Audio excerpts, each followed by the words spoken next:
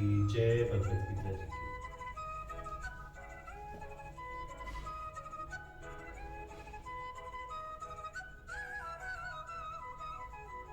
संबंध, यदि यही बात है तो फिर लोग भगवान को ना बचकर अन्य देवताओं की उपासना क्यों करते हैं? इस पर कहते हैं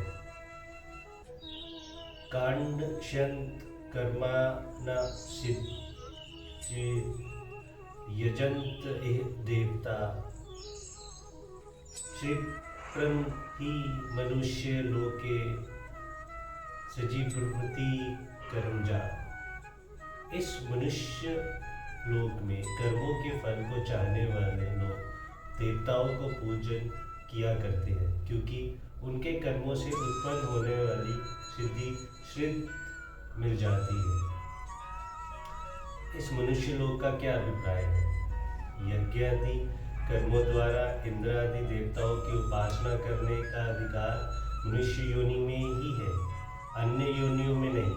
ये बात दिखलाने के लिए यहाँ एक और मनुष्य के सहित लोके पद का प्रयोग किया गया है। कर्मों का फल चाहने वाले लोग देवताओं को पूजन किया करते हैं, क्योंकि उनको कर्म से उत्पन्न होने वाली सिद्धि शीघ्र मिल जाती है। इस वाक्य का क्या भाव है?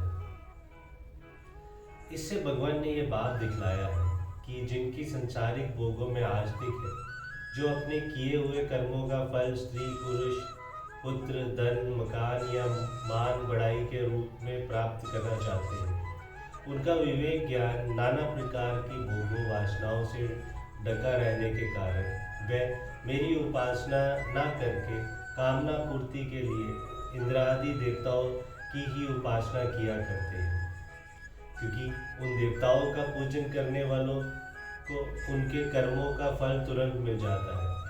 देवताओं का ये स्वभाव है कि वह प्राय इस बात को नहीं सोचते कि उपासक को अमुक वस्तु देने में उसका वास्तविक हित है या नहीं। वे देखते हैं कर्मानुष्ठान की विधिवत पूर्णता संडोपांग अनुष्ठान सिद्ध होने पर वह उसका फल जो उनके अधिकार में होता है और जो उस कर्मानुष्ठान के फल रूप में विहित है दे ही देते हैं। किंतु मैं ऐसा नहीं करता। मैं अपने भक्तों का वास्तविक हित अहित सोचकर उनकी भक्ति के फल की व्यवस्था करता हूँ। मेरे भक्त यदि सकाम भाव से मेरे भजन करते हैं तो भी मैं उनकी उस कामनाओं को पूर्ण करता हूँ। उसकी पूर्ति से उनका विषयों से विराग्य होकर मुझ में प्रेम और विश्वास बढ़ता है।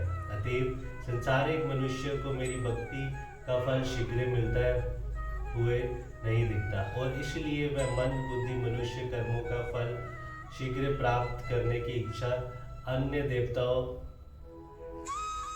का ही पूजन किया करते हैं। जय श्री कृष्ण।